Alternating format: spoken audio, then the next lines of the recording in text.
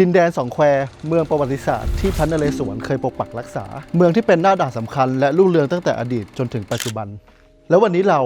QD House มองเห็นชัดเจนว่า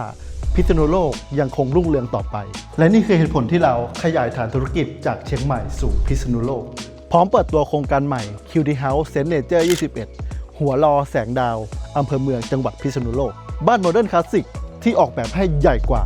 ในราคาที่เท่ากันเพียง 2,890,000 บาทคุณจะได้บ้าน 3 ห้องนอน 2 ห้องน้ำ 2 ที่จอดรถพร้อมทั้งดีไซน์ที่หรูหราพื้นที่กว้างขวางบนทำเลศักยภาพกลางเมืองพิษณุโลก